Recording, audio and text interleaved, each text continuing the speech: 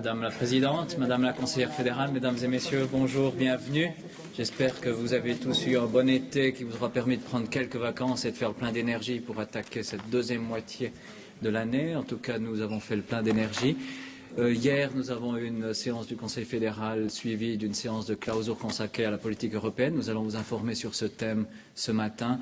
Avant que nous passions directement à ce thème, je veux seulement vous laisser la possibilité de poser un certain nombre de questions. Si vous avez encore des questions sur la séance d'hier, nous avons publié hier tous les communiqués qui étaient prévus. Un seul sujet avait été préannoncé, la péréquation financière, l'évaluation de l'efficacité de la péréquation financière entre la Confédération et les cantons. Ce sujet a fait l'objet d'une première discussion et reviendra encore au Conseil fédéral. Donc, nous n'avons pas publié de communiqué sur ce sujet. Nous informerons en temps voulu. Est-ce que vous avez des questions sur la séance qui s'est déroulée hier? Monsieur Moser. Ich habe eine Frage zu den Abgangsmodalitäten der Herren Leuenberger und Merz. Im Kommuniqué, das Sie gestern verschickt haben, ist nicht präzisiert, ob Herr Leuenberger in Cancun dabei sein wird. Können Sie uns dazu etwas sagen? Ja, also Herr Leuenberger hat einfach gestern beim Bundesrat deponiert, dass er zur Verfügung steht, falls das notwendig wäre, falls es Terminprobleme für seinen Nachfolger oder seine Nachfolgerin gäbe. Und er würde sich zur Verfügung stellen. Der Bundesrat hat davon Kenntnis genommen und selbstverständlich wird das mit dem Nachfolger oder mit der Nachfolgerin besprochen, wenn die Person gewählt ist. Also er hat dieses Angebot gemacht, beim Bundesrat deponiert und der Bundesrat hat davon Kenntnis genommen. Monsieur Cavelti. Hat man diese Stellvertreterregelung im Bundesrat diskutiert, dann zu Schlüssen gekommen, hat man auf diese Fragen in den Ausschüssen da bereinigt? Nein. Das hat man nicht gemacht. Oder? Wahrscheinlich den GPK-Bericht Ausschüsse. Meinen Sie den GPK-Bericht? Diese Ausschüsse, diese Ausschüsse zur Europapolitik, zu Drogen, diese 18, die es gibt. Aha, das haben wir gestern auch behandelt. Aber das wird einfach in der Stellungnahme zum GPK-Bericht einfließen und dorthin kommuniziert. Gibt es weitere Fragen zur gestrigen Sitzung?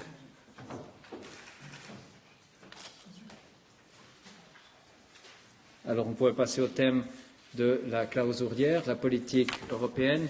Cette clausure a été ouverte hier aussi avec 4 experts qui se sont exprimés devant le Conseil fédéral. Il s'agissait de M. Jacques de Watteville, le chef de la mission suisse auprès de l'Union européenne à Bruxelles, de M. l'ambassadeur Henri Getta, le chef du bureau de l'intégration, Monsieur le secrétaire d'État Michael Ambühl, chef du secrétariat d'État aux questions financières, ainsi que du professeur Karl Baudenbacher, professeur à l'UNI de Saint-Gall et président de la Cour de justice de l'AEL. Et ensuite, le Conseil fédéral a mené une discussion sur la politique européenne et nous vous informons sur ce thème-là. Je passe immédiatement la parole à Madame la Présidente de la Confédération.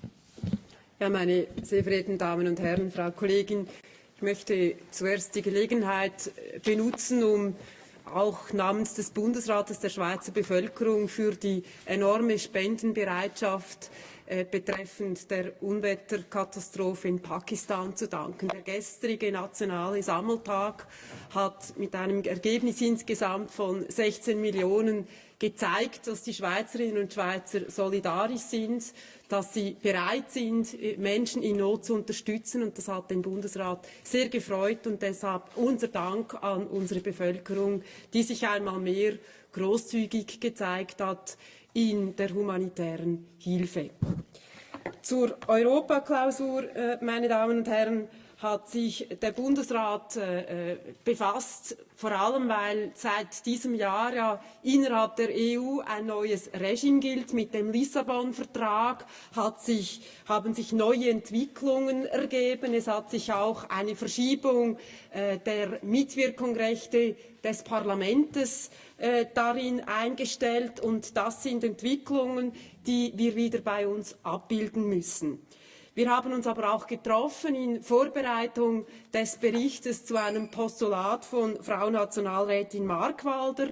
Dieser Bericht soll bis im September erstellt und dann zuhanden der Öffentlichkeit und des Parlaments verabschiedet werden. Und hier ging es darum, die bundesrätliche Haltung zu den verschiedenen Fragen zu ergründen.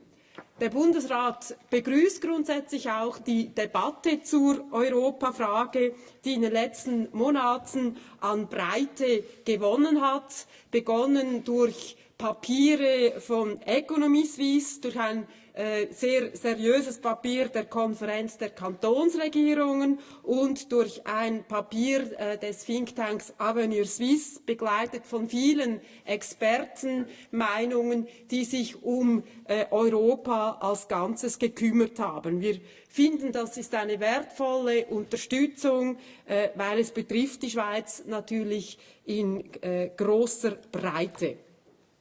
Der Bundesrat hat an seiner gestrigen Sitzung alle Varianten und Fragen diskutiert, sehr einlässlich, und er ist zum Schluss gekommen, dass die Fortführung des bilateralen Weges nach wie vor genügend Handlungsspielraum lässt, um die Interessen der Schweiz zu wahren. Er ist nach wie vor das am besten geeignete Instrument, um unser Land bestens auch im europäischen Raum zu verankern. Wir verhehlen aber nicht, und das wird auch so dann im Bericht Markwalder klar dargelegt, dass es schwieriger geworden ist, weil sich einerseits die EU, seit wir diese bilateralen 1 und 2 verhandelt haben, vergrößert hat. Mit mehr Mitgliedern wird es für die Schweiz notorisch schwieriger zu verhandeln. Und es ist auch schwieriger geworden, weil die 120 Abkommen, die wir mittlerweile haben, natürlich auch ein großes Ausmaß an ständiger Verwaltung, Anpassung bedürfen. Nicht zuletzt auch haben wir unzählige gemischte Ausschüsse, die sich um die Fortentwicklung des EU-Rechtsbestandes, um die Fortentwicklung auch der Rechtsprechung kümmern müssen. Das setzt die Bundesverwaltung, Parlament und auch die Kantone vor große Herausforderungen. Wir sind aber trotz dieser Schwierigkeiten zum Schluss gekommen, dass der bilaterale Weg nicht beendet ist, wie viele geschrieben haben, sondern nach wie vor einen Handlungsspielraum ergibt, weil wir überzeugt sind, dass diese Fragen im institutionellen Bereich, die sich stellen, einer Lösung zugeführt werden können. Bisher ist es so, dass die Schweiz verhandelt. Wir haben dann einen Abschluss eines Abkommens, und mit dem Abschluss eines Abkommens übernehmen Sie ja auch die bis dahin entstandene Rechtsprechung des Europäischen Gerichtshofes. Die Schwierigkeit ist, wenn sich entweder das EU-Recht weiterentwickelt oder dann die Rechtsprechung, die nach dem Abschluss eines Vertrages hinzukommt, die muss ja irgendwie auch abgebildet oder in der Schweiz perzipiert werden. Das sind schwierige Fragen, und diese Entwicklungen führen sehr oft dazu, dass die Schweiz dann einfach autonom nachvollzieht oder in Verhandlungen sehr oft dann auch das neue Recht übernehmen muss. Und das ist aus Souveränitätsgedanken nicht unbedingt die beste Situation für unser Land. Diese institutionellen Fragen sind sehr komplex. Und deshalb haben wir schon während meines Besuches im Juli in Brüssel mit Herrn Präsident Barroso vereinbart, dass wir eine Arbeitsgruppe einsetzen, welche diese institutionellen Fragen, die Möglichkeit einer Vereinfachung der Prozeduren, die Möglichkeit einer Einbettung einlässlich diskutiert. Der Bundesrat hat gestern diese Arbeitsgruppe formell beschlossen. Sie wird bestehen aus einer eigentlichen Delegation, welche für die Exploration in Brüssel zuständig ist. Das ist der Chef des Integrationsbüros, ein Vertreter der Mission in Brüssel, ein Vertreter der Direktion für Völkerrecht und jemand aus dem Bundesamt für Justiz. Daneben besteht die Arbeitsgruppe aus einem Vertreter jedes Departementes, weil die haben aus ihren laufenden Verhandlungen praktische Erfahrungen, haben vielleicht auch Ideen, welche einen Beitrag leisten können, und ein Vertreter der Kantone, weil die natürlich gerade auch aus föderalistischen Überlegungen ebenfalls von institutionellen Fragen betroffen sein werden. Daneben werden wir ein Begleitgremium einsetzen, wo dann je nach Bedarf und sich stellenden Fragen unter Leitung der beiden Staatssekretäre EDA und EVD Input gesammelt wird. Wir erhoffen uns hier eine Klärung, eine Exploration verschiedener Möglichkeiten. Der Bundesrat wird dann diese Möglichkeiten zur Kenntnis nehmen, besprechen. Wir möchten gerne hoffen, dass per Ende Jahr erste Lösungsvorschläge auf dem Tisch sind, sodass wir dann in eine Phase übergehen können. Sind wir bereit, diese institutionellen Fragen mit der EU zu verhandeln? Und wenn ja, in welchem Kontext? Oder sagen wir, das sind alles zu große Probleme, die sich da ergeben. Wir bleiben trotz dieser Schwierigkeiten bei den jetzigen Situationen. Voilà, das vielleicht mal zur Situation. Der Bundesrat ist überzeugt von diesem Weg, dass man eine Lösung findet, weil die Schweiz für die EU ein wichtiger Partner ist. Man darf nicht vergessen, dass wir aus wirtschaftlicher Sicht sogar der zweitwichtigste Handelspartner hinter den USA sind. Wir sind ein Partner, der ein gleiches Wertebild vertritt und in den meisten internationalen Gremien auch ähnliche Positionen wie die EU einnimmt. Wir leisten unseren Beitrag von der NEAT bis hin zu Kohäsionszahlungen, und deshalb dürfen wir ruhig auch mit einem gesunden Selbstbewusstsein und als souveräner Nachbar auf pragmatische Lösungen zählen. Der Bundesrat hat im Weiteren aber auch gestern beschlossen, dass wir neue Mandate, also neue Bereiche mit der EU verhandeln. Er hat ein Mandat beschlossen zu REACH, zur Chemikalienverordnung der EU, welche seit Juni 2007 in Kraft ist. Diese Verhandlungen werden geführt werden vom EDI, konkret vom Bundesamt für Gesundheit, in enger Zusammenarbeit mit dem BAFU und dem SECO, begleitet wie üblich natürlich vom Integrationsbüro.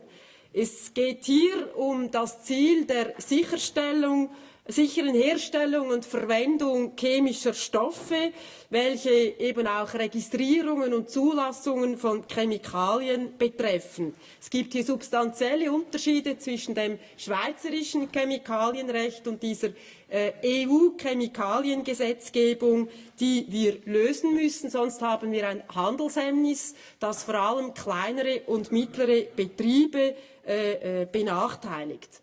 Der Bundesrat hat ein zweites Verhandlungsmandat verabschiedet im Bereich der Wettbewerbsbehörden.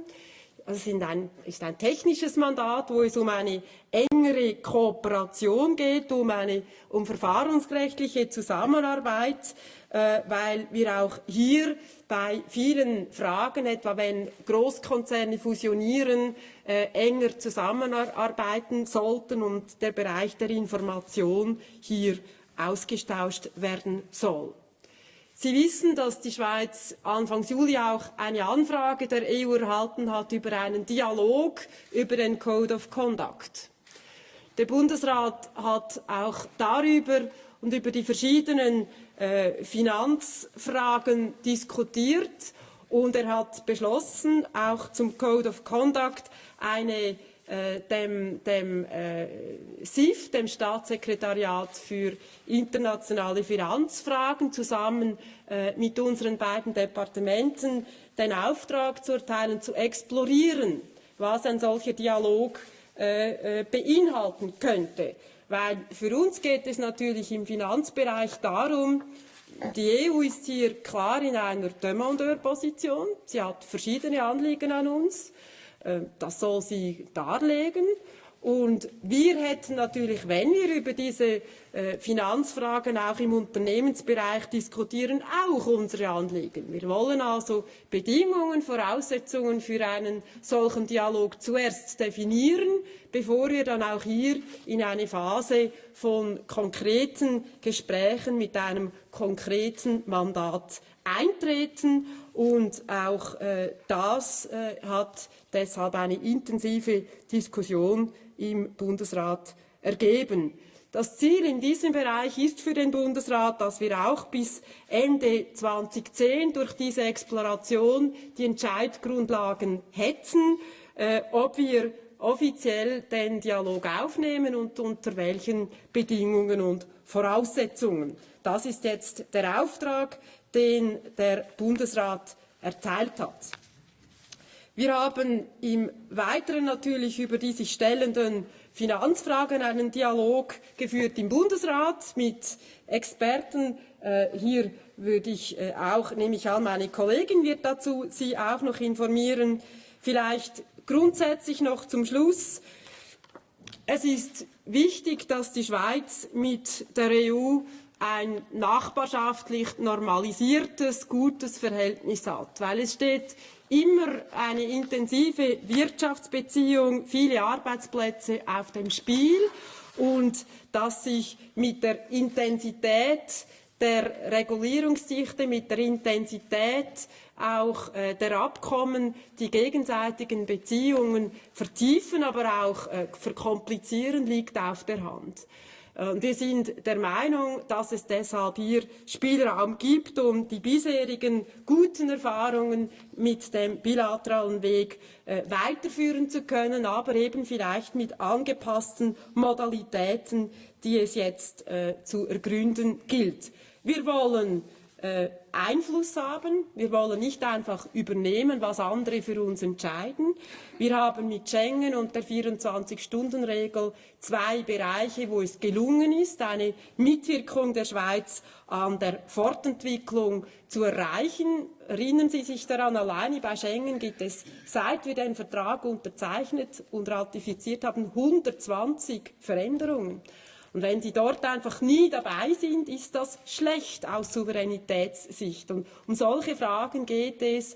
Wie können wir die Sicherstellung der schweizerischen Interessen in dieser Situation sichern? Wie können wir eine latente Rechtsunsicherheit auch für Unternehmen und Konsumenten sichern? Und wie können wir schlussendlich auch den vollumfänglichen Zutritt zum Binnenmarkt der EU, ohne diskriminiert zu sein, verbessern? Und das sind die Ziele des Bundesrates. Das sind auch Parameter, Prinzipien, wie wir sie im außenpolitischen Bericht vom vergangenen Jahr definiert haben, welche die Arbeitsgruppe natürlich zu beachten hat.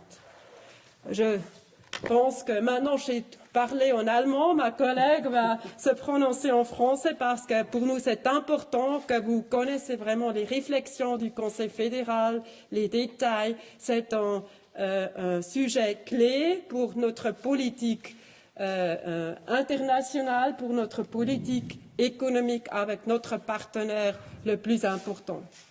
Ma collègue. Merci Madame la Présidente. Mesdames et Messieurs, on reproche souvent à la politique européenne de la Suisse de manquer de courage, de manquer de vision. Il est vrai que du point de vue fonctionnel et institutionnel, la position de la Suisse en Europe ne peut pas être qualifiée de satisfaisante. Elle obéit cependant à un certain nombre de réalités. La difficulté de la politique européenne ne réside pas dans la fixation des buts de cette politique européenne. Ces buts sont fixés dans la Constitution fédérale.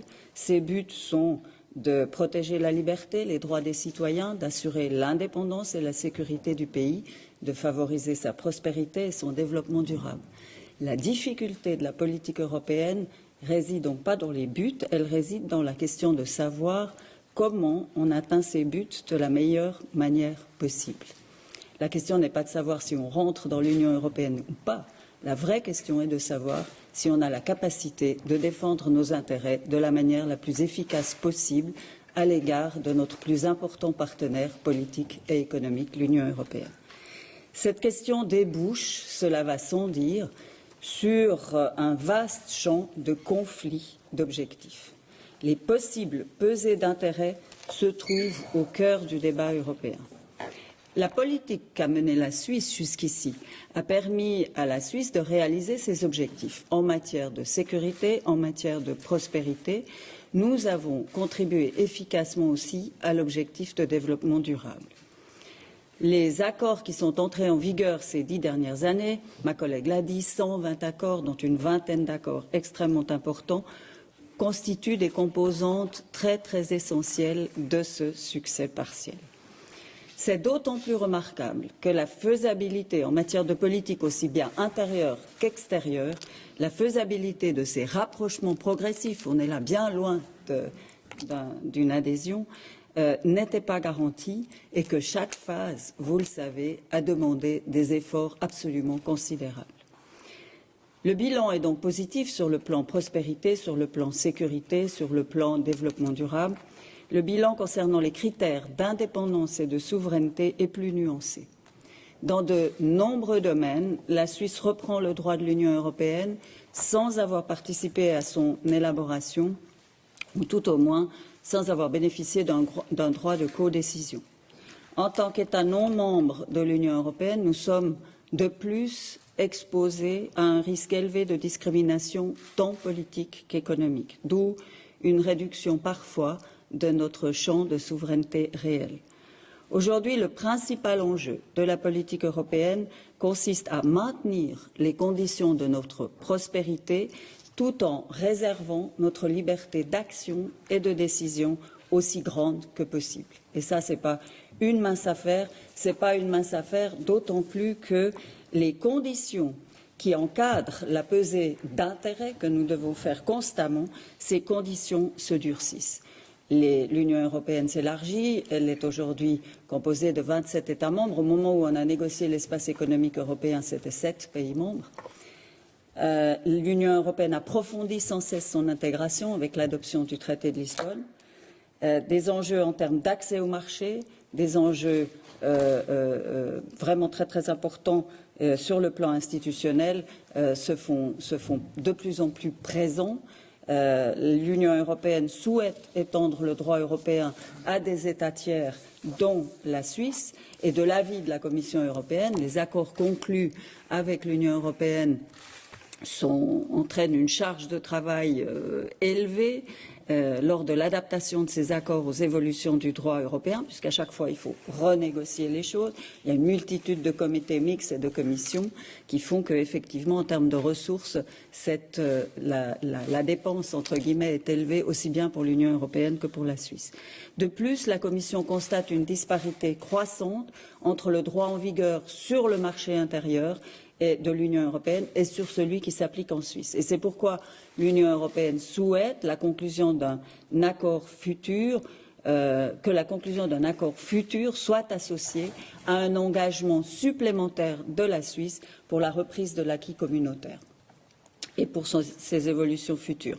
Voilà, c'est là le véritable défi auquel nous devons faire face. C'est le défi de la politique européenne de la Suisse, car il est clair pour nous que les accords doivent être adaptés aux évolutions, mais l'adoption automatique du droit européen par la Suisse est en revanche exclue. Notre pays n'est pas membre de l'Union européenne. Donc il faut résoudre cette question institutionnelle en respectant notre capacité d'autonomie et notre souveraineté et notre capacité de décider. Deuxième point, l'Union européenne exige un parallélisme entre les dossiers de négociation bilatérales. Elle conditionne l'avancement des négociations à une évaluation générale positive de l'ensemble des relations avec la Suisse. Et ça va demander à la Suisse un effort supplémentaire, d'abord de définition de ses stratégies, de clarifier ses intérêts et de coordination. Notre pays réagit face à ce parallélisme, non pas sur la défensive. Nous avons, vous le savez, utilisé cette question du parallélisme avec succès dans les bilatérales 1, dans les bilatérales 2, et aujourd'hui, il s'agit de l'appliquer pour les négociations futures. le bureau de l'intégration et les deux départements, le département de l'économie et le département des affaires étrangères, sont chargés par le Conseil fédéral de présenter, en accord, en travail avec les autres départements concernés, une vue d'ensemble de la situation et de l'état des lieux avec l'Union européenne pour nous espérons pouvoir le faire pour la fin de l'année. Voilà, mesdames et messieurs, où on en est. Le Conseil fédéral doit trouver une voie par laquelle il pourra adapter ses relations avec l'Union européenne aux nouveaux besoins. Et la voie choisie devra garantir que la Suisse obtienne des droits de participation dans l'élaboration du cadre légal à la mesure de sa disponibilité à faire évoluer les accords en fonction de l'acquis juridique de l'Union européenne. L'accord de Schengen, l'accord des 24 heures ont démontré que ça pourrait fonctionner, ça peut fonctionner. Maintenant, il s'agit horizontalement d'explorer les possibilités avec l'Union européenne. Seul l'établissement d'un pouvoir de participation à la prise de décision de la Suisse permettrait de garantir en quelque sorte que les évolutions, la reprise du droit européen ne s'effectuent pas de façon automatique, mais résultent d'une décision propre et d'une volonté propre de notre pays. Nous avons défini dans le rapport de politique extérieure l'année dernière les 5 principes que nous entendons appliquer aux négociations actuelles et futures concernant le volet institutionnel de la reprise du droit européen. Vous connaissez ces principes. D'abord, aucune adoption automatique du droit, participation appropriée à la procédure décisionnelle dans le domaine de l'accord concerné. Cela concerne en particulier les activités des groupes de travail compétents, des comités de comitologie, des groupes d'experts. Les délais pour l'adoption des évolutions doivent tenir compte des procédures prévues en Suisse, à savoir des éventuels référendums, y compris les éventuels référendums. Et si la Suisse ne peut exceptionnellement pas tenir compte de l'évolution de l'acquis communautaire, et si l'Union européenne exige en contrepartie des mesures compensatoires, celles-ci doivent être proportionnées, respecter l'équilibre de l'accord concerné, et on doit avoir une procédure qui permette de régler les différends. À cet égard, je souhaite souligner qu'il est nécessaire qu'une divergence juridique mineure n'entraîne pas l'abandon total de l'accord. Ça veut dire en clair que la Suisse n'accepte pas une nouvelle clause guillotine. Ces principes concernent la reprise de l'acquis, le mandat conféré par le Conseil fédéral au groupe de travail institutionnel est plus large et comprend aussi les questions de surveillance des accords et les questions de reprise de la jurisprudence.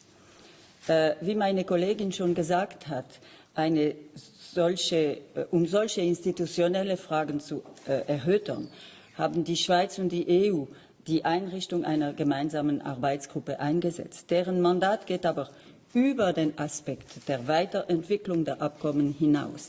Es geht auch um die Frage der Rechtsauslegung, denn im Interesse der Rechtssicherheit müssen wir eine möglichst einheitliche Anwendung und Auslegung der bilateralen Abkommen gewährleisten. Es geht auch um die Frage der Überwachung, der richtigen Anwendung der Abkommen und es geht um die Frage der Streitbeilegung, wenn ein Akteur einen Verstoß gegen ein Abkommen geltend macht. Kurzfristig, meine Damen und Herren, ist eine Anpassung des bilateralen Wegs unumgänglich. Denn die Weiterführung des bilateralen Wegs gemäß den bisher geltenden Modalitäten ist nicht denkbar. Um die Schwierigkeiten zu überwinden, müssen wir auf die eine oder auf eine andere Weise, sei es Rahmenabkommen, EWR-Regeln und Verfahren, festlegen, die es ermöglichen, die Homogenität des anwendbaren Rechts sicherzustellen. Konkret geht es um Regeln des Einbezugs von Entwicklungen des EU-Rechts in das Verhältnis Schweiz-EU und die Beteiligung der Schweiz an dessen Erarbeitung. Hinsichtlich der von der EU verlangten besseren Instrumente zur Marktüberwachung und der Sicherung einer einheitlichen Rechtsprechung wären Lösungen möglich. Das wissen Sie. Und der Bundesrat mit seiner Arbeitsgruppe gibt sich die Möglichkeit an, die folgenden Fragen zu beantworten. Wer überprüft die Umsetzung in der EU und in der Schweiz? Wer entscheidet bei Unstimmigkeiten in der Auslegung der Abkommen? Wie läuft das Verfahren bei der Anpassung der Verträge an Weiterentwicklungen des relevanten EU-Acquis? Also die Arbeitsgruppe kennen Sie jetzt, die Zusammensetzung.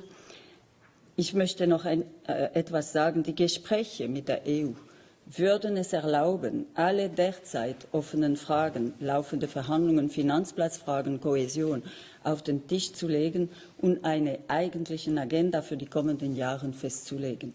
Es ist davon auszugehen, dass die EU aufgrund ihrer Parallelismus-Dogma ohnehin fordern wird. Die Schweiz hat ihrerseits ein Interesse an einem solchen Vorgehen, da dieses erlaubt, unsere eigenen Anliegen in einem breiteren Zusammenhang einzubringen und die Möglichkeit von Kreuzkonzessionen zu nutzen. Ziel ist es auch hier, ein Gesamtresultat zu erzielen, dessen Mehrwert mit dem Wohlfahrtargument begründet werden kann, wie wir es immer schon gemacht haben. Rechtliche Verknüpfungen, die sich in Zukunft als Fallstricke erweisen könnten, sind dabei zu vermeiden. Dass es aber dennoch um ein eigentliches Paket ginge, liegt auf der Hand. Kurz gesagt, Parallelismus, Koordination. Wir sind beauftragt, eine Vision für den Bundesrat darzulegen. Zweitens, horizontale Lösungen für institutionelle Fragen. Und drittens, Entwicklung der Beziehungen. Meine Kollegin hat darauf aufmerksam gemacht, dass wir auch 2 neue Verhandlungsmandate genehmigt haben gestern. Wir haben auch uns entschieden, in einem exploratorischen Gespräche für den Code of Conduct einzugehen und auch für die Zinsbesteuerung. So, das waren meine Ausführungen. Vielen Dank. Merci, Madame la Présidente, Madame la Conseillère fédérale. Nous pouvons passer à vos questions. Il y a déjà des questions. Monsieur Rebettet. Oui, peut-être une question un peu stupide pour commencer, mais c'est un peu une précision de vocabulaire. Vous avez, je crois, utilisé une fois le mot accord-cadre. Au fond, cette volonté, n'est-ce pas, de trouver des mécanismes institutionnels pour faciliter la mise en œuvre et le développement des accords, est-ce que ça revient, en termes de vocabulaire, à rechercher et à négocier cet accord-cadre qui a souvent été évoqué par vous, Madame Calmeira, enfin, ces derniers mois, ou est-ce que ce n'est plus cet accord-cadre qui a été évoqué, c'est quelque chose de différent? J'ai effectivement cité le mot accord-cadre, j'ai aussi cité le mot espace économique européen. Ça veut dire que c'est ouvert. On doit trouver une solution horizontale pour ces questions institutionnelles. Vous avez entendu d'ailleurs le président de la Commission européenne et celui du Conseil européen dire la même chose. Les discussions exploratoires avec l'Union européenne et les discussions à l'intérieur du groupe de travail formé par le Conseil fédéral devront permettre de clarifier les choses, mais pour l'instant, le mandat est large. Ça ne veut pas dire un accord-cadre stricto sensu qui exclurait une autre possibilité institutionnelle horizontale. Quel que soit le nom qu'on donne à cette solution, je veux dire, ce n'est pas une question de vocabulaire. Ça doit être une solution horizontale. Ça signifierait quelque chose entre un accord-cadre ou un accord typé Monsieur Rebettet, on est en train de mettre en place un groupe de travail pour tester ces questions avec l'Union européenne, pour y réfléchir aussi au sein de l'administration fédérale. Et donc, je ne pense pas que ma collègue, ni moi-même d'ailleurs aujourd'hui, nous puissions répondre. On attendra les résultats du groupe de travail qui devront arriver avant la fin de l'année, nous espérons. Monsieur Cabel, bitte. Ich habe ein Verständnisproblem. Einerseits sagen Sie, der Bundesrat ist überzeugt, dass der bilaterale Weg außenpolitisch gangbar ist, etc. Andererseits hat jetzt Frau Calmeira gesagt, dass kurzfristig eine Anpassung des bilateralen Weges unumgänglich sei und ist dann auf das Rahmenabkommen bzw. den EWR-Beitritt zu sprechen gekommen. Wie bringe ich das auf einen gemeinsamen Nenner? Ist das nachher diese Expertengruppe, die das vorschlagen wird, Ende Jahr, jetzt Rahmenabkommen, jetzt EWR, oder wie sieht das aus?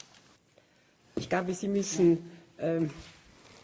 wirklich sich nicht jetzt gedanklich einfach auf EWR und Rahmenabkommen, das sind Worte, die immer wieder gebraucht werden, wo wir feststellen, weder Sie noch wir wissen, was ein Rahmenabkommen materiell denn sein soll. Also vergessen Sie vielleicht vom Vokabular her all die Dinge. Wir haben auch gelesen, EWR Light. Ja, ich lese es, ich weiß nicht, was das dann sein soll. Das sind Begriffe, die gewisse in die Diskussion geworfen haben, die der Bundesrat nicht benutzt, bewusst nicht benutzt. Sie finden das nirgends in unserem Kommuniqué. Wir sagen, der bilaterale Weg hat sich bewährt, er ist gut, aber er ist extrem schwierig geworden. Und die Schweiz hat unterschiedliche Interessen gegenüber der EU. Wir möchten möglichst Hindernisse des Marktzugangs abbauen. Und die EU möchte grundsätzlich ihre Disziplinen ausweiten, auch auf die Schweiz. Wir möchten Zugang haben ohne große Hindernisse. Sie machen jetzt zum Beispiel Hedgefonds-Richtlinien. Das ist nicht vereinbar. Wir haben mit dieser Fortentwicklung ein Problem und wir haben mit der Rechtsprechung ein Problem.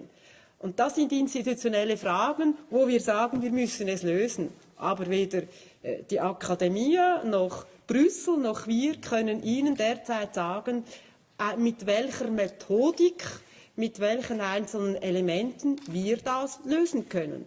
Aber beides wäre an sich eine Fortentwicklung des bilateralen Weges. Und wo wir da landen, das ist ja genau jetzt der Auftrag dieser Arbeitsgruppe, mal zu klären, wozu bietet die EU überhaupt Hand und wozu können wir als souveränes Land mit unserer Referendumsdemokratie Hand bieten. Die Eurokrise hat wahrscheinlich in der Schweizer Bevölkerung die Befindlichkeit gegenüber der EU nicht verbessert. Und dieses Umfeld politisch müssen wir ja auch berücksichtigen. Und deshalb, Sie müssen uns wirklich jetzt auch diese Zeit lassen. Es ist wirklich wichtig, dass man gedanklich sich nicht versteift auf irgendein Konstrukt, sondern dass man sagt, was ist das Problem? Was ist das Ziel und wie Sie dem dann sagen schlussendlich, wie Sie dorthin kommen, das ist uns eigentlich, das ist doch zweitrangig wichtig ist. Wir müssen diese Fragen lösen, sonst wird es immer schwieriger, erstens mal neu verhandeln zu können, wie meine Kollegin gesagt hat, mit diesen Fragen blockiert sonst einfach die EU. Oder nur schon das Bestehende anzupassen, ist fast nicht möglich. Und das sind unsere Anliegen gegenseitig und deshalb soll man jetzt darüber explorieren. Nachgefragt, der Satz, dass der bilaterale Weg, wie man ihn bis jetzt gegangen ist, das geht nicht mehr. Das ist der bilaterale Weg, wie man ihn jetzt gegangen ist, das ist fertig. Und EWR ist eigentlich in diesem Sinne das auch nur ein mögliches... Aber Frau Leuthard jetzt? Nein, habe ich nicht hat sie nicht gesagt. Also, ich habe nicht gesagt, der bilaterale Weg ist fertig. Also, Herr Gavelti, wie man bis jetzt gegangen ist mit diesem wichtigen gesagt, Zusatz. Er ist schwieriger geworden. Ja. Es gibt diese Probleme. Wir müssen für diese Probleme eine Lösung finden. Aber man kann es geht somit Veränderungen an dem, das Sie bisher gekannt haben. Ne? Also legen Sie jetzt nicht uns etwas in den Mund, das nicht stimmt. Je dois quand même vous dire, le rapport Europe a précisé, c'était un changement de paradigme en 2006. On a dit que l'adhésion à l'Union européenne, l'espace économique européen, un accord cadre, la voie des bilatérales ne devaient pas être considérés comme des buts de la politique européenne, mais comme des instruments. On a dit qu'on étudierait de façon permanente quels étaient les instruments qui étaient les mieux adaptés. Aujourd'hui, on vous dit, le choix du Conseil fédéral est de continuer dans cette voie des bilatérales. Mais dans cette voie des bilatérales, on doit trouver une solution institutionnelle horizontale, parce qu'on connaît des problèmes institutionnels. Je vous l'ai dit, le bilan en termes institutionnels, en termes de souveraineté, il est moins satisfaisant que le bilan en termes de prospérité. Et là, nous avons décidé de créer ce groupe de travail pour essayer de voir quelles étaient les solutions possibles, horizontales, à cette question institutionnelle. Mais nous avons laissé ouvert le résultat du groupe de travail. Nous ne l'avons pas fermé. La voie des bilatérales, ce n'est pas une voie de fermeture, c'est une voie qui avance. Je vous l'ai dit, elle avance dans le sens de la coordination accrue, elle avance dans le sens du parallélisme, elle avance dans le sens de la solution horizontale pour les questions institutionnelles, elle avance dans le sens de nouveaux mandat de négociation que le Conseil fédéral a conféré hier. Donc, ce n'est pas une voie statique. Ce que nous disons, c'est que statiquement, rester au statu quo n'est pas réaliste, n'est pas favorable à la défense des intérêts suisses, mais aujourd'hui, nous ne restons pas dans le statu quo. Nous avançons avec la volonté de résoudre les questions institutionnelles et d'aller de l'avant dans nos relations avec l'Union. Aber Ende Jahr wissen wir dann mehr. Und noch kurz eine terminologische Frage. Eigentlich ist auch EWR nur ein Synonym für Bilateralismus in Ihrem Sprachgebrauch, in Ihrem Gesamtkonzept. Der EWR ist natürlich ist viel mehr. Inhaltlich beinhaltet der alles, was wir schon ausgehandelt haben, plus die Dienstleistungen. Die Dienstleistungen im Moment, das hat der Bundesrat ja schon entschieden, das wollen wir nicht. Also würde das schon mal wegfallen. Und beim EWR haben Sie einen Automatismus. Oder? Wenn Brüssel die EU-Richtlinien ändert, dann gilt das in der Regel auch für den EWR-Raum, allerdings eben mit einem Streitbeilegungs-Überwachungsmechanismus, der dann die Abbildung im nationalen Recht kontrolliert. Das ist ein ganz anderer Ansatz als der bilaterale Weg. Wäre aber eine denkbare Fortentwicklung, selbstverständlich, aber nur auch wieder hier unter ganz vielen Bedingungen. Und ob das dann am Schluss sinnvoll wäre, ob das möglich wäre, wissen wir nicht. Sur la question de l'aspect institutionnel, l'espace économique européen n'offre pas forcément de meilleures solutions que la voie bilatérale d'aujourd'hui. Dans Schengen, par exemple, dans Schengen, nous sommes partout présents dans tous les groupes d'experts, comités mixtes, etc., y compris au niveau ministériel. Nous avons le droit à la parole, le droit de faire nos remarques. Ce qui n'est pas le cas dans l'espace économique européen. La Commission prépare un projet et ensuite la Commission informe les pays membres. Leurs représentants ne sont pas présents dans le comité législatif de l'Union européenne où vous retrouvez que les membres de l'Union européenne. Donc, toutes ces questions, on doit les regarder. Peut-être qu'on peut trouver des solutions entre deux, on peut encore négocier quelque chose. C'est la raison du groupe de travail. Ende Jahr wissen wir das. Herr Torrenti, ich muss Gut, auch das ist andere Fragen nehmen aber können. Ende Jahr Herr wissen wir Kreuz hat das. schon lange eine Frage gestellt. Sie kommen vielleicht nochmals nachher. Wir haben dreimal fast die gleiche Antwort, die gleiche Frage beantwortet. Jetzt nehme ich andere Fragen, Herr Feutz. Tut mir leid, dass ich eine ähnliche Frage stelle, wirklich, um das zu begreifen.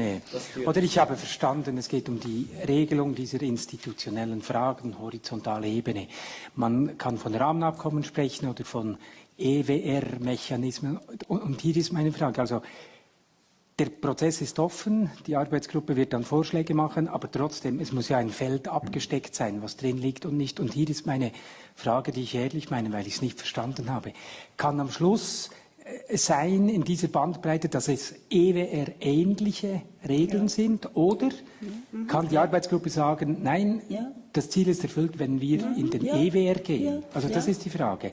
Ist der EWR-Beitritt eingeschlossen oder nicht? Ja, das ist möglich. Deshalb sagen wir, es ist offen. Es ist offen. Wir wissen es nicht. Es ist offen. Wir haben gesagt, das sind die roten Linien. Also das inklusive formaler EWR-Beitritt?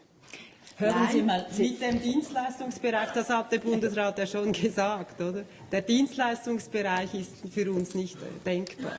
Ich weiß nicht, was so lustig ist daran, aber das ist so, das ist schon ein Beschluss des Bundesrates. Außer es gäbe einen EWR ohne die Dienstleistungen, aber das sind ja genau all die Fragen, die geklärt werden müssen. sur la question de la pesée des intérêts économiques, l'espace économique européen n'est pas intéressant pour nous dans la mesure où il reviendrait à un accord service d'accès au marché, nous ne le voulons pas. Mais sur le plan institutionnel, il n'est pas exclu que certains mécanismes soient examinés par le groupe de travail et jugés intéressants. Monsieur Krautham. Sie sprechen davon, dass Sie mit der EU auch über den Code of Conduct sprechen wollen, aber es gäbe auch Interessen der Schweiz natürlich. Wäre es möglich, dass dies auch Teil eines dritten Paketes wäre? jetzt, da Sie den bilateralen Weg bis auf weiteres weitergehen wollen? Das ist sicher zu früh, weil auch hier geht es zuerst explorieren, was könnte Gegenstand des Dialogs sein und eben auch die Schweizer Interessen einzubringen. Wenn wir dann in eine neue Phase treten, ist es klar, dass man sich auch Gedanken machen würde über Bereiche, wo wir ein Interesse haben und wir sagen, ja, wenn wir euch hier diese und diese Offerten machen, dann erwarten wir auch in anderen Bereichen eine positive Grundstimmung. Das ist normale Diplomatie, aber auch hier viel zu früh. Lassen Sie doch auch hier zuerst explorieren, dann haben wir die Fakten auf dem Tisch und dann entscheidet der Bundesrat. Monsieur Kliva. Oui, Madame la Présidente, dans les documents, on lit à plusieurs reprises l'équilibre des intérêts. On sait que l'Union européenne va nous demander certainement d'à nouveau financer le fonds de cohésion pour l'Est. Est-ce que la Suisse, vu sa contribution pour la politique des transports, ne serait pas en droit d'exiger une contribution nette aussi de l'Union européenne pour le financement des NLFA, l'accès aux NLFA? Si vraiment on est dans un rapport d'égal à égal, peut-être qu'eux aussi pourraient contribuer chez nous au développement interne des transports. Vous avez tout à fait raison. On évoquait que la Suisse, en financé la NEAT, contribue largement aussi pour les questions du trafic européen nord et sud. Alors, je pense, on évoque toujours aussi un des membres au Conseil fédéral est à Bruxelles, que c'est aussi à considérer, que nous payons nous-mêmes son contribution de Bruxelles et je pense que c'est aussi correct. Hein. Pour nous, il faut toujours considérer l'ensemble des relations et pour le Conseil fédéral, c'était pour être un partenaire fiable dans des différents aspects de la société, culture, éducation, enfin l'économie, je pense, ça joue un rôle, mais pour nous, c'était pour le moment équilibré ce qu'on reçoit et ce qu'on fait dans l'intérêt commun. Est-ce qu'on pourrait imaginer qu'un jour nous présentions une facture? Pour le moment, c'est hors de question. Hein, mais je ne peux pas dire il y a 10 ans quelles seront les décisions du Conseil fédéral. Pour le moment, ce n'est pas discuté. Écoutez, M. Kliva, la Suisse a quand même intérêt à la stabilité et à la paix sur le continent européen. La Suisse a intérêt à la création du grand marché de 500 millions de consommateurs. Et nous avons un accès partiel, c'est vrai, pas complet, au marché de ces 500 millions de consommateurs et de consommatrices. Et donc, c'est la raison pour laquelle nous avons aussi un intérêt en contrepartie à nous montrer solidaires avec l'Union européenne. C'est la raison pour laquelle nous avons accepté le premier versement la première participation aux efforts de cohésion sur le continent européen. Et je pense que c'est dans l'évaluation de ces pesées d'intérêt, c'est dans notre intérêt que d'aller dans cette direction. Monsieur Moser. Ja, ich bin ein bisschen erstaunt, wie Sie da um den heißen Brei herumreden. Ich möchte an meine Fragen von meiner Kollegen da anschließen. Ich meine, Sie müssen doch bei diesen exploratorischen Gesprächen für den Rahmenvertrag davon ausgehen, dass die nicht zustande kommen und dass es nicht irgendwo hinführt. Und dann würde mich interessieren, was dann der Plan B ist, der EU-Beitritt oder was sonst. Mais encore une fois, je vous ai dit, la question essentielle n'est pas de savoir si on adhère à l'Union européenne ou pas, si on entre dans l'espace économique européen ou pas, si on a un accord cadre ou pas. La question essentielle est comment on défend au mieux les intérêts de la Suisse. Et jusqu'à maintenant, on a fait le bilan toutes les deux de la voie bilatérale. Jusqu'à maintenant, en termes de prospérité, en termes de sécurité, je pense à Schengen, on a démontré que cette voie bilatérale permet à la fois de maintenir ses objectifs, d'aller dans le sens de la défense des intérêts de la Suisse et de garder une capacité d'autonomie suffisante. On n'a pas caché, ni dans le rapport Marc Walder, ni ici aujourd'hui, que nous avons des difficultés sur la question institutionnelle, parce que l'Union européenne veut étendre son droit intérieur à des États tiers comme la Suisse, que nous avons là un problème, mais que nous voulons résoudre ce problème et que nous sommes certaines que la diplomatie suisse, la Suisse a la capacité de trouver des solutions dans ses relations avec l'Union européenne. Mais c'est ça le vrai défi. Ça veut dire quelles vont être ces solutions sur le plan institutionnel, comment pourrons-nous acquérir un droit de codécision ou au moins de participation jugée suffisant, comment pourrons-nous faire coexister cela avec des solutions institutionnelles qui satisfassent aussi l'Union européenne. Donc c'est ça la question qui est posée au groupe de travail. Ce n'est pas la question de savoir si on rentre pas dans l'Union européenne, dans l'espace économique européen, si on va faire un accord cadre, oui ou non. La question, elle est ouverte. La question, elle est ouverte aux questions constructives. Moi, je vous demande de changer un peu d'état d'esprit. Je veux dire, on n'est pas dans le noir-blanc. On est dans la recherche de solutions institutionnelles difficiles, compliquées, mais qu'on a l'espoir d'arriver à résoudre. Et cette voie bilatérale, pour cela que je le dis, elle est une voie ambitieuse.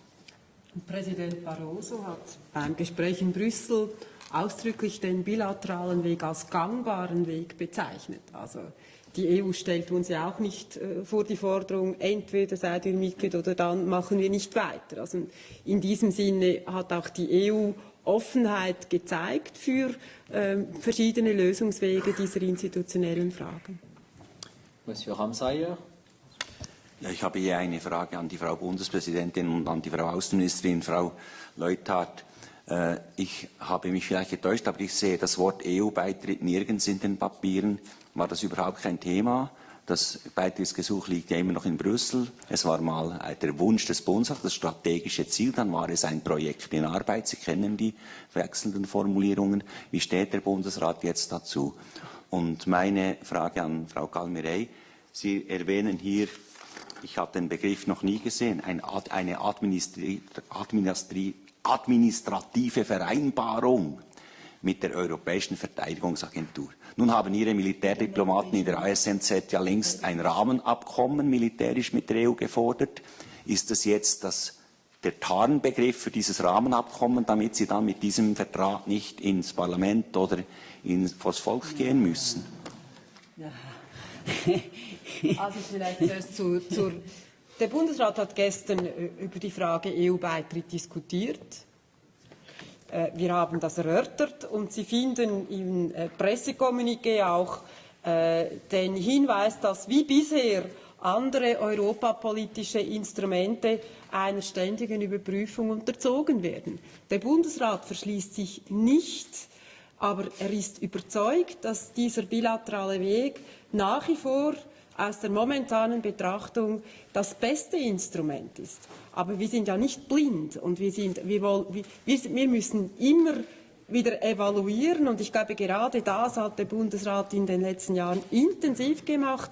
Wir haben immer definiert, wenn diese Interessenlinien der Schweiz, solange die gewahrt sind, ist dieses Instrument des Bilateralismus gut. Wenn wir finden, gerade die Souveränitätsverluste, die Mitwirkungsrechte sind nicht mehr gewährleistet, dann muss man sich fragen, was ist dann das nächstbeste Instrument. Für den Moment ist die Meinung des Bundesrates wirklich klar, das ist es. Dieser Bilateralismus, was in 20 Jahren ist, kann ich Ihnen nicht sagen. Und deshalb ist das eine ständige Aufgabe, was sind Alternativen, was sind andere Instrumente, um die beiderseitigen Probleme zu lösen. L'histoire de l'accord administratif ou de l'accord cadre, excusez-moi, c'est une question de vocabulaire. Ça veut dire fixer les principes d'une participation éventuelle à l'agence européenne. Et je n'avais pas lu aussi attentivement que vous, mais ne nous prêtez pas d'intention malicieuse. Et le texte de l'accord sera publié? Ou il serait secret comme tout accord que vous avez fait avec l'OTAN et les États-Unis? Il n'y a pas encore d'accord à l'heure actuelle. On fera comme d'habitude, il n'y a pas de raison de cacher les choses. Monsieur. Habe ich das richtig verstanden? Bei aller Offenheit, es gibt zwei Eckwerte. Also Frau Calmerey hat gesagt, Sie werden auf keinen Fall eine neue Guillotine-Klausel akzeptieren. Und das andere ist, es gibt keinen automatischen Nachvollzug des EU-Rechts. Sind das die beiden Eckwerte? 5. Sie hat gesagt, Entschuldigung, es gibt im außenpolitischen Bericht 5 Prinzipien. Sie können sie nachlesen, aber wir können sie Ihnen auch nochmals vorlesen. 5 Prinzipien. Prinzip 1, Verhandlungen stützen sich auf den Acquis, eine automatische Übernahme neuen Rechts ist ausgeschlossen und so weiter. Und eben diese Guillotine ist für uns auch ein Element, also ist alles courant nochmal, plus 3 Eckwerte auch an die Arbeitsgruppe, dass sie sich über Auslegungsfragen, über Überwachung und Streitbeilegungsfragen unterhalten.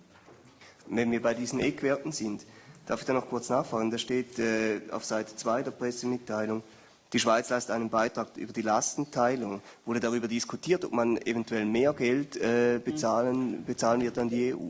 Écoutez, la Suisse a toujours été de l'avis que ces questions-là ne faisaient pas partie aussi dans les bilatérales 2, n'ont pas fait partie des négociations. Donc la Suisse a spontanément, à l'époque, offert sa solidarité. Et nous entendons bien ne pas en faire un objet de discussion et de négociation. Monsieur Rebete. Si cet accord institutionnel, basé sur ces 5 principes énoncés par le Conseil fédéral, bon, c'est un peu la question de sa faisabilité dans des négociations avec l'Union européenne. Vous avez dit, Madame Leuthard, que M. Barroso n'a pas exclu de continuer sur cette voie, mais enfin, c'est pas joué. Si vous n'arrivez pas à cet accord institutionnel, est-ce que ça signifie un peu une mise je sais pas, les autres négociations d'accords bilatéraux sont mis en sommeil? Est-ce qu'ils continuent normalement, puis qu'on peut continuer sur la voie bilatérale actuelle, difficile, mais qui continuerait, qui serait toujours plus raide, ou bien est-ce que cet accord institutionnel est devenu une espèce de condition à pouvoir continuer sur les accords actuellement en discussion ou sur les domaines que vous voulez, d'élargissement que vous souhaitez? Tout d'abord, je vous dirais qu'on ne part pas de l'idée qu'on n'arrivera pas à une solution, parce qu'on a trouvé une solution intéressante dans l'accord sur les 24 heures.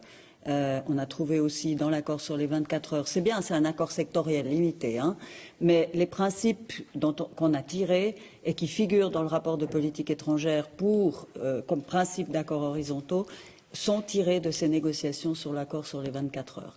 Mais sauf erreur, sur cet accord, enfin, l'UE, sauf erreur, a dit... Monsieur Rebete, on est au démarrage, on n'est pas encore même en négociation. Il est normal que chacun exprime son point de vue de façon un peu dure, mais ça ne veut pas dire qu'on part de l'idée qu'on n'arrivera pas à négocier avec l'Union européenne des solutions constructives sur le plan institutionnel. Alors ce que je veux dire, c'est que premièrement, on ne part pas de l'idée qu'on n'y arrivera pas. On part de l'idée qu'on y arrivera. Et encore une fois, les négociations, à mon sens, doivent être plus ambitieuses que la solution qui est trouvée au plan institutionnel dans l'espace économique européen. Donc là, on se donne, si vous voulez, un défi qui est à la mesure de ce qu'on pense pouvoir obtenir, pouvoir négocier. Donc on ne part pas de cette idée-là. La question était néanmoins, si ça devait ne pas se réaliser, est-ce que cet accord institutionnel bloque un peu, s'il ne se réalisait pas, est-ce que ça signifie que les autres accords seraient un peu bloqués?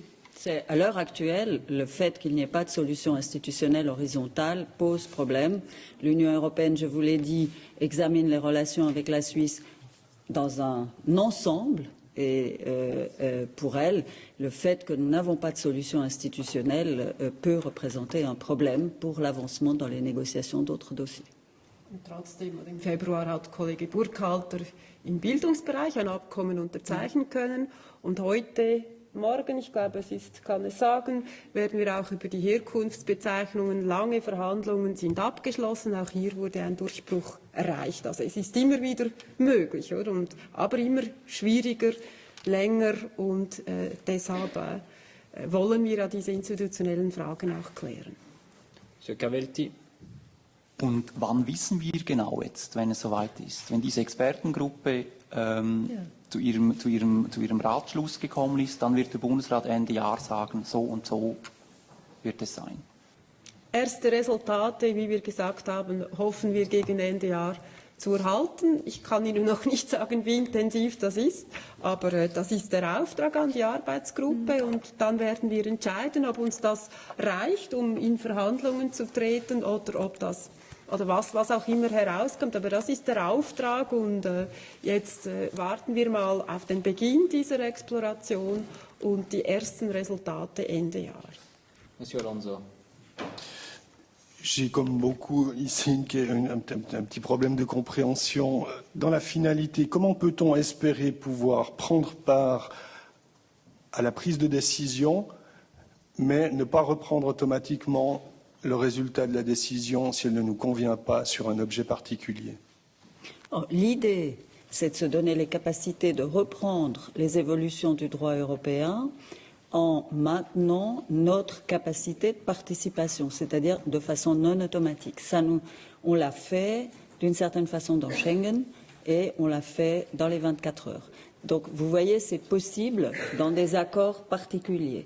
Ce qui est maintenant en discussion avec l'Union européenne, c'est que ça soit plus accord par accord, mais de façon réglée sur les principes, de façon horizontale, et ça s'appliquerait à l'ensemble des accords négociés avec l'Union européenne. Le volet institutionnel, si vous voulez, les principes du volet institutionnel s'appliqueraient à l'ensemble des accords futurs qu'on négocierait avec l'Union européenne. Une dernière question peut-être, Monsieur Ramsayer. Ja, war das legendäre Beitrittsgesuch, das in Brüssel ja immer noch in der Giftschublade für freche Anfragen übertrieben demokratischer Kleinstaaten liegt, war dieses ein Thema in der Retraite oder war das Beitrittsgesuch kein Thema?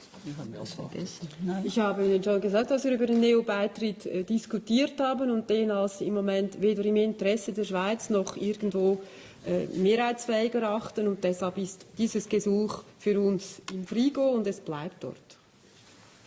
Monsieur Moser.